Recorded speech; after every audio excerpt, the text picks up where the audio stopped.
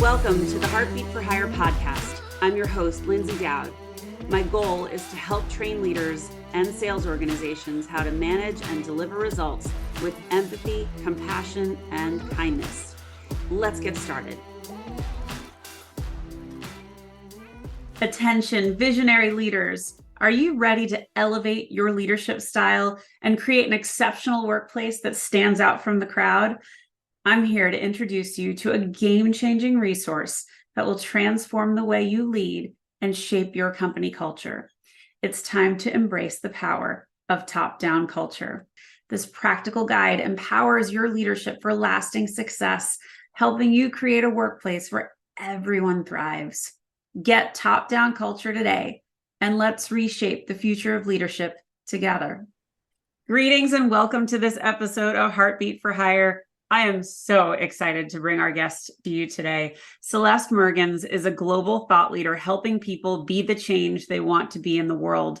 She's an author, sought-after speaker, consultant, and the founder of Days for Girls, a global award-winning organization. Days for Girls has reached more than 3 million women and girls in 145 countries, championing women's health and menstrual equity.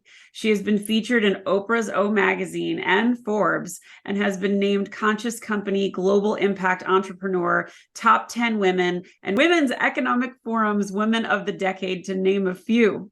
Her highly anticipated book, which is out now, The Power of Days, A Story of Resilience, Dignity, and the Fight for Women's Equity, comes out October 3rd, which is yesterday, sharing proof that we can all make a difference. Celeste, I am so happy to have you here. Welcome. Thank you for inviting me. Oh, it's my pleasure. So I know your story, but for those that aren't familiar, could you share a little bit about your background? Sure.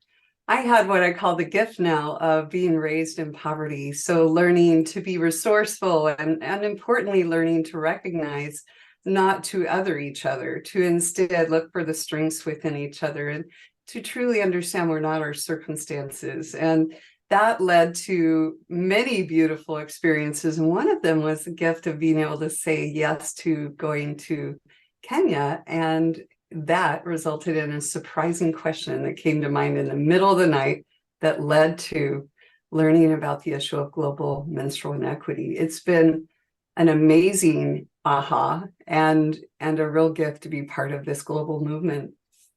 So for those, this is typically more of a business show, but I want really to impress upon our audience why they should care about this. Why is this even an issue? It really does affect business and the gross national product of whole countries. Did you know that an estimated 500 million people with period space not having what they need every month, which creates loss for opportunity, education, dignity, health, and of course, being able to show up at work with all of your concentration or even to show up at all. So it does affect business. And here's the thing, that there are a lot of things that are hard to change in the world, and the consequences are shame, blame, horrible ostracization, and we can change this in our lifetimes. This is one of the things that we can change now. What the business lesson is from Days for Girls is imagine something we don't even want to talk about that becomes a global movement. And so if you can, it's like the New York of organizations and of issues. If you can talk about periods and get people to engage this, really one of the world's most prevalent taboos, if you can make that happen, we can do anything when we come together. So it's really proof of how communications that are about the individuals, not about your business, but about how they can have impact and why it matters is a huge shift maker.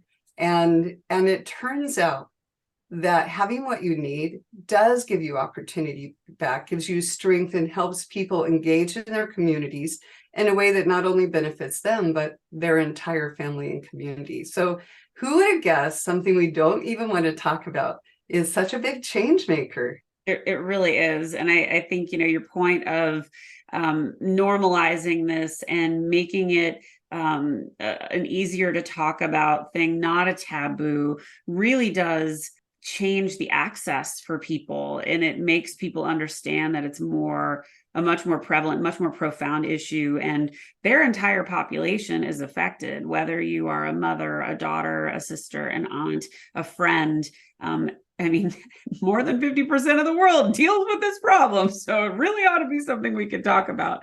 So what was the question that came to mind in Kenya that brought on this passion for you? I had been working on global sustainable practices that were community driven. What does that mean? That means I was helping a remote community consider questions: what would help move the needle most to their community doing better, and solutions that they would hold instead of someone from the outside holding and managing. And so we bring like 5 solutions, and then they would choose one and fast forward. I had been invited to see an orphanage in Kenya and fell in love with the kids. Couldn't take them all home, so we started bringing those sustainable solutions to them. So imagine that in 2008, 500,000 people were displaced by post-election violence there. It became, everyone distrusted the results, and brothers fought brothers. It was horrible. And in that process, this orphanage exploded in population, and now there were not enough resources. So imagine in the process of asking how I could somehow create and find a way to make more resources so they would have food to eat. I wake up at 2:30 in the morning with it going through my mind: have you asked what the girls are doing for feminine hygiene? Today we call it menstrual care products, but that's what came to mind. I ran to the computer going and hadn't thought to ask that question. We just don't talk about it, right? And was mortified when I got the immediate answer: nothing, they wait in their rooms. And it turned out they were sitting on a piece of cardboard for days, no access to the classroom, not being able to care for themselves for days. I mean, I think we've all seen the studies of countries that democratize education and how much the population flourishes when there's access to education. So keeping these kids out of school every month and missing big chunks of their education sets them back, halts progress, halts evolution. It's so painful to hear that. That's just so heartbreaking. Now, I know you're a mom. You don't have a small family. So what was your family's reaction to this? Were they supportive? I mean, tell everyone how many kids you have. I have 6 children, amazing children who are involved and vibrant in their communities. And you know what? Most of them had grown and had their own families happening at this point. And actually their responses were all incredibly supportive. Like my youngest son was out talking to his school friends about it. And it was remarkable how they responded. I also think it's witness of, we feel, at least I felt like you get a season, and I thought I had chosen a family, and a big one at that. And so the intellect and educational capacity I have was just going to be like, I'd made my choice and I was okay with that. And it really is witness that actually you have a lot of seasons. We have a lot of seasons, and went on to be not only the founder, but a global CEO and now an author. And it just really is proof that when we just lean in, say yes, do the next thing, don't worry about if you're ready yet, just show up with everything you have and educate yourself as much as you can along the way, and bring people together that don't have the strengths you have, so that together you can really move the needle and affect change. The whole thing has been truly a witness of that. I bet. So what does Days for Girls do? And if people wanted to get involved, can they? Absolutely. Days for Girls helps people have access to menstrual care products and health education. And we do this in 2 ways. Global volunteers step up and make Days for Girls kits with their own 2 hands. They're washable menstrual kits, as well as menstrual cups. Mostly we choose those over single-use products for the majority of the response. And then in addition, we have social enterprise ventures that people in their own communities work to make sure that they have, they're making the pads and they're delivering the education where they are, and nonprofits can purchase those pads from them. So these 2 arms come together to create reach in diverse places in the world. And standing up wherever we are is turning out to be key to it. We also have advocacy that we do, helping to change taxation on period products, not on other things, it's mind-boggling, but we help with that. And the truth is, you can volunteer with a chapter or team and go, even if you don't sew, you can pack things, fold things, iron things, and you can help on the advocacy team. You can contribute directly so that we reach some of the remarkable places in the world, helping leaders who are local in really extreme circumstances show up and give people their days back. I do want to talk about the book a bunch, but I do want to just say, I think leaders have more power than they think. And I've witnessed a bit of a shift from when I was in corporate America. And I think my company at the time made all feminine care products free. And so any bathroom you walked in any building around the world, it was free. And that was a conscious decision. And we're seeing more of that. And I think leaders should be asking the question, how are we handling this?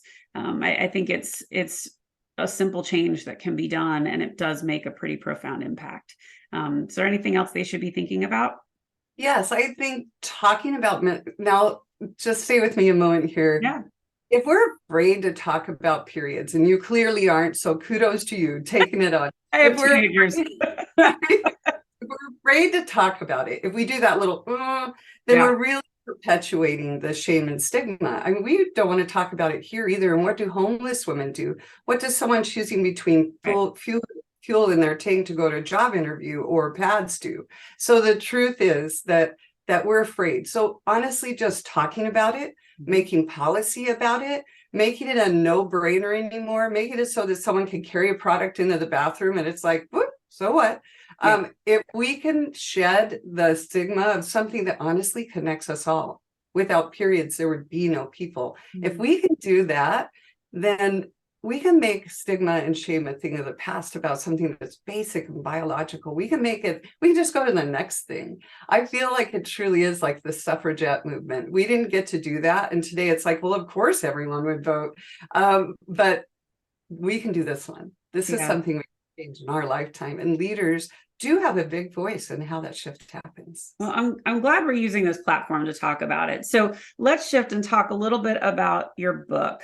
I mean, the book is a collection of incredible stories. I think there's 65 in the book. Would you share a little bit about kind of what the book is about and maybe a couple of the stories? Ooh, yes. The book is really a memoir that really captures some of the mindset, how my mindset grew to realize that real movement and development happens when we come together, not when we say, okay, you belong in that conversation, but not in this conversation. Right. And you're wrong. You need to do it this way. And it is our default to go to, we're going to fix everything. But because of my experiences, I knew that doesn't help anybody shift. There's a practice called Chapati, which is where in parts of Western Nepal, Pakistan, India, where women are considered untouchable during their period and cursed. Mm-hmm. And this practice has been against the law since 2005, fightable since the end of 2018, but it continues in Nepal and in Western Nepal in particular. And people die, girls and women die in these sheds, waiting, snake bites, asphyxiation, cold exposure. It's Nepal, and you're not allowed to be with your family. You're not allowed to be, you're supposed to be outside alone, untouchable. And they're doing it because they really believe that this will protect their family. They're truly being heroic. Like, I'm willing to risk my life to protect my family. And when you, instead of making them wrong against the law, say, hey, what if we kept our rich tradition and simply washed and ritually cleansed the pad? What if everybody was able to interact? And it's worked. Over 19,000 women and girls have now been reached, and communities are even tearing down the sheds with their own two hands. So including people in the conversation instead. Well, I love that you're inviting me to read a page. Lucky me. Sure. Read, summarize. I don't care. I know there's so many really incredible stories in the book, and I'd just love to give people a little snippet. best. I would love to read a little bit from a moment that was from my childhood, if you don't mind. Yeah. That was a moment when I did that aha moment. So, and Yes. that's really what And the I was book is. hoping you'd tell the story anyway. So yes, please. Okay, good, perfect. I want to start where we're not going on for too long. Stale, day-old tuna fish sandwiches, dry on the outside, mushy in the middle, would do us for days. When I was around 5 years old at one of the state parks, I was admiring the sparkle of the sun-drenched sidewalk, feeling its warmth on my bare feet, when the glint of a rhinestone collar on a small white dog caught my attention. The flash of its collar twinkled up the matching leash to the manicured hand of a woman holding a perfectly good, half-eaten apple. She stared down at me before throwing the fruit into a nearby garbage container. It had been a while since I'd eaten a meal. All I could think of was how delicious that apple would feel on my insides.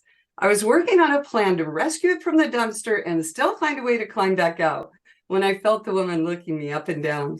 Her nose crinkled as if I had just offered her a day-old unrefrigerated tuna fish sandwich. Her eyes narrowed. "Where are your shoes, girl?" she asked. I stood as tall as I could. "I'm toughening my feet," I said. The stranger didn't need to know that we were in between homes, or that I had the unfortunate habit of wearing my shoes out on the sides, or even that though my mother had shaved down the heels to level them, my latest pair were beyond rescue. Where were my shoes? I hadn't left them behind in the car or scattered on a patch of gravel. I had no shoes. It was as if I suddenly stood in front of a mirror, and I saw myself reflected through the woman's eyes. When she looked at my bare feet and clothes much too small for my undersized frame, she saw a little girl, unkempt and unworthy. I looked down at my dirty feet, and for just a moment I saw myself the way she did, and I felt small, poor, and ashamed. A sudden warm assurance came over me. I was more than what she saw. I wanted to tell her as much. I am not from here. I am not what you see. But when I looked up, she was gone. That moment scratched at me for years. I used to think of that woman as Cruella de Vil, the villain from one of the few movies I watched as a child. Did you see that one? Oh yeah, of course. It wasn't until nearly recently that I finally saw the woman's momentous part in my life as a gift. At that very young age, I was shown a truth. We get to decide who we are. Was I simply a poor girl living wherever we landed, or was I more? And that still small assurance sustained and guided me. Was not my clothes. I was not my hunger. I was not my physical appearance. And I would later go on to learn that I am neither my abundance, positions, nor intellect. For better or worse, none of us are. We are not our economic circumstances. We are not our possessions, nor our trauma. It is not our circumstances, but our responses that shape and define who we are. Oh, I love that. There's so many things in there I just want to dive in on. I mean, I'm hearing, you are not your circumstances. You are not the things that happen to you. These are such important messages for really everybody to understand. And, back to your earlier point of we all have many seasons, for you to recognize this moment for what it was and propel you forward into this new chapter in your life. I mean, the bravery and the courage to really stand in that, own it. I think people look at poverty with shame and, what'd you do to get there? And that's not it.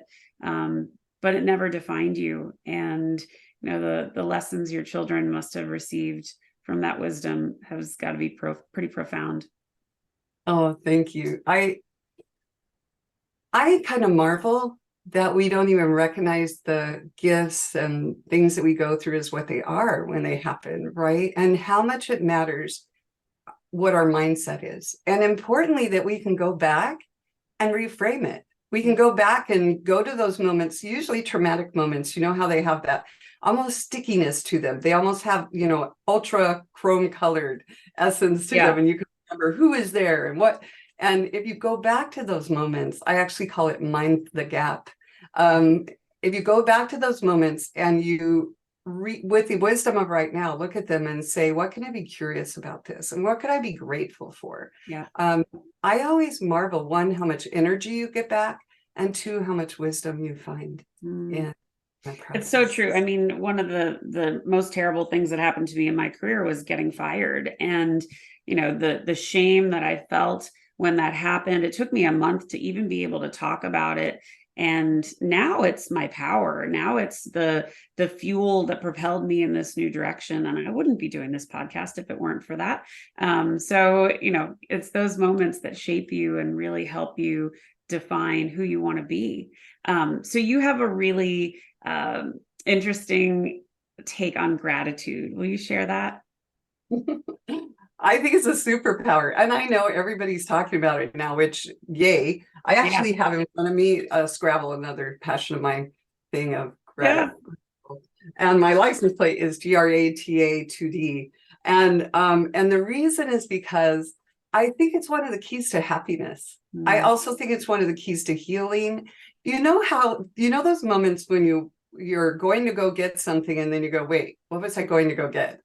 Did you know that is actually because we didn't stop long enough to make a memory of what we're going to go get? It was just like a fleeting, not quite enough to make a memory because it didn't feel important for that, right?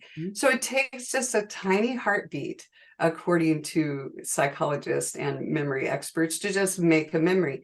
When you stop long enough to be grateful, you're making a happy memory for yourself. You're literally noting that something good happened in your life. And when you help others, if you have A players, we tend to, as you know, race to the next goal. We're like done off. We don't even relace our shoes, right? We're just off to the next one because we love hitting those targets, right? It's like what we live for. And if you don't stop to go, okay, everybody, we have to take this mountain. Let's just pause for a second. You just took that mountain. Just look at what you just did. Woo! Okay, now we can run to the next one. If you don't do that, you burn people out and they don't feel acknowledged even by themselves. And it's so easy not to do that. So to me, gratitude helps families, helps happiness, helps goals, changes trauma, and builds stronger teams. And it's one of those things we think of as a platitude, but it is so much more than that. And one of the reasons that despite many kinds of trauma in my life, I choose to see the blessings and I choose to acknowledge the pain of things that have happened and go, yes, I see that. I feel that. That's awful. Whew, process whatever I need to, but then lean into gratitude, because what we have that we can take from experience is the gifts we choose to see from them. We get to choose how we're going to see it, how we're going to frame it, and what energy we're taking forward. That is the only choice we have. We can't choose everything that happens to us, but we can choose how we're going to step away from it. And gratitude helps you do that. So when people are saying gratitude, if you're just tempted a little roll your eyes, it's actually for real, a really powerful. I completely agree. And I say this to my kids whenever we're in a funk, and that's really any of us, the fastest way to get yourself out of the funk is to do something for someone else.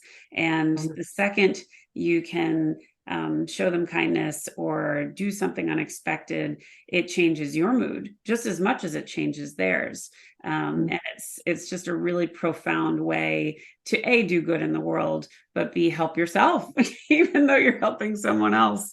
But yeah, I love that practice. And I think, it really changes the way you see the world.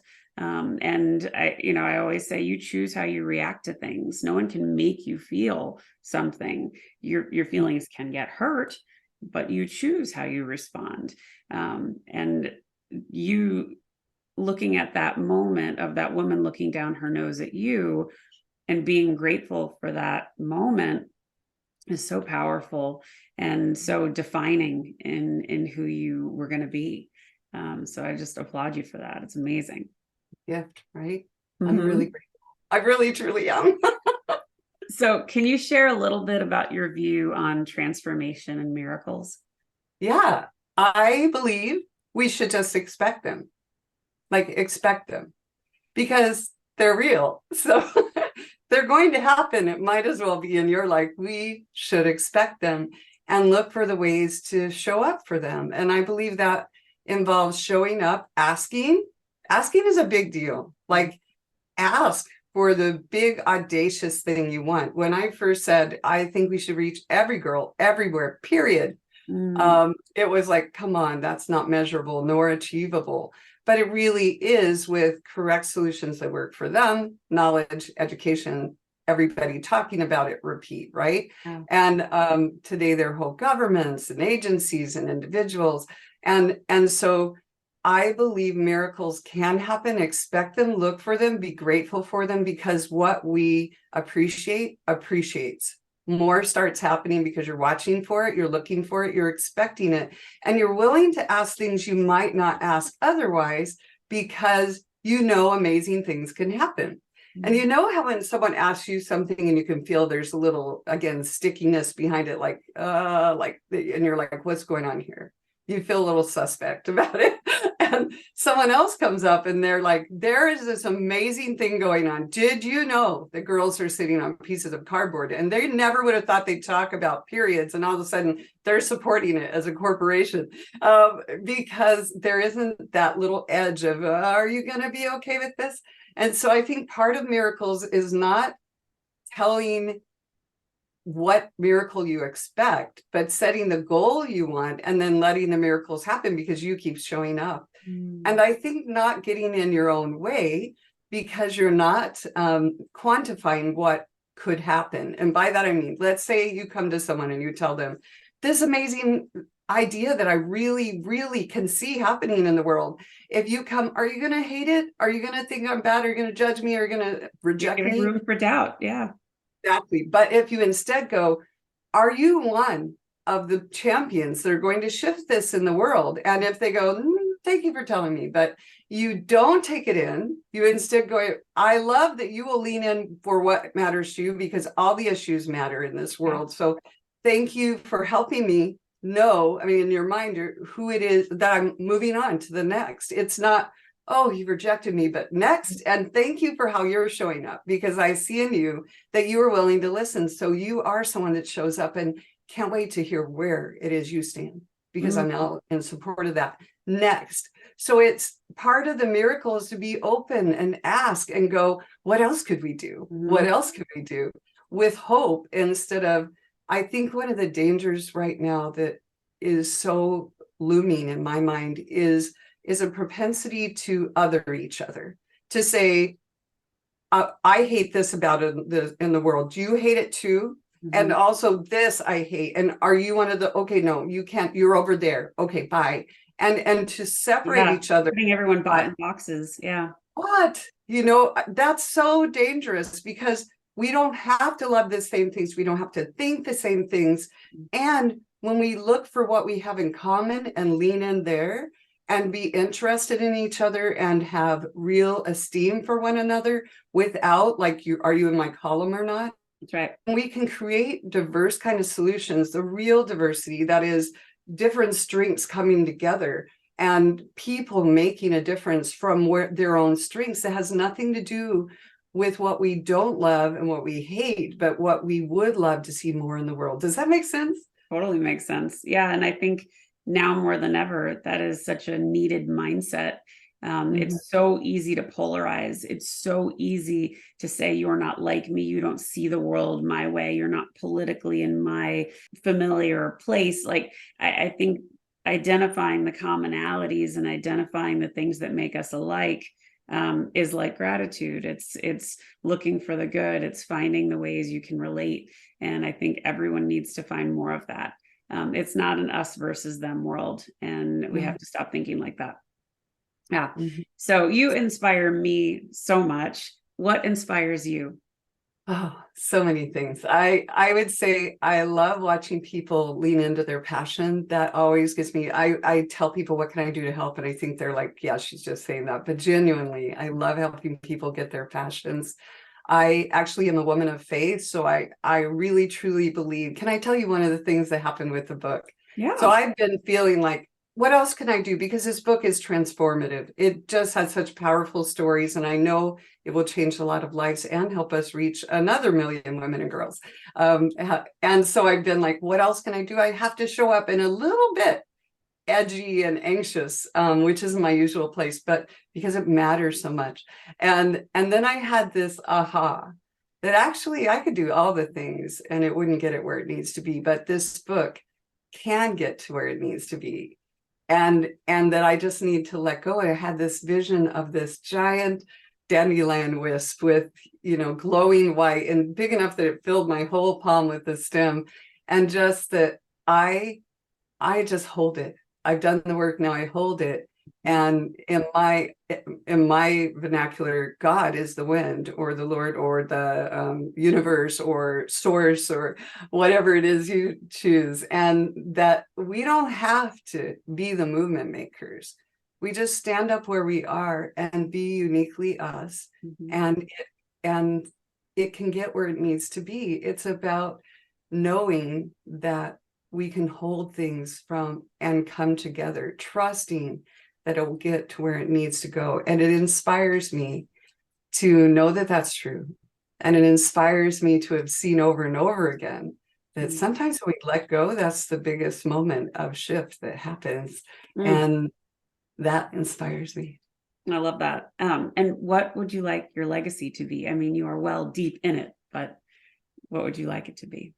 Oh, I would love for people to find ways to come together because they've seen again and again that it makes a change. Like I said, I think right now we're in a little bit of danger with the mindsets of separation that we're in. And I believe that no other time in history could we create a bigger shift for good than right now. We have all the pieces. We could solve every problem we're having if we just came together with what we would love to have happen.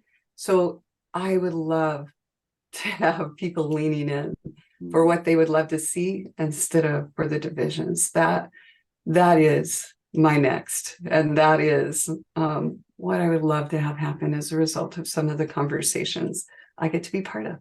Oh, I love that. And I like I said, you're well on your way. So Celeste, how do people find your book? How do they find you? Oh, thank you for asking. Anywhere that books are sold, The Power of Days is available. A story of resilience, dignity, and the fight for women's equity. The link is on my website, celestemergens.com. And it would be great to have people join in and share what they think of the stories in here. I'm so looking forward to the conversations. Oh, well, you have been a delight. Thank you for sharing your heart and your wisdom on this show. And I'm just so grateful to you and for your stories. And thank you for putting all of this out in the world. We need more of it. And guys, go follow Celeste. She's on LinkedIn. She's on Insta. She's on all the things. She is a delight and you won't be disappointed in following her. I hope you enjoyed this episode of Heartbeat for Hire. Stay tuned for more. Thanks, Celeste. Thank you. Thanks for listening to Heartbeat for Hire. If you like what you hear, I'd love it if you'd subscribe and leave a 5-star review. To keep the conversation going, you can find me on Insta or at LinkedIn at Lindsay Dowd, H4H, or you can reach me at my website, heartbeatforhire.com. Thanks so much. Have a great day.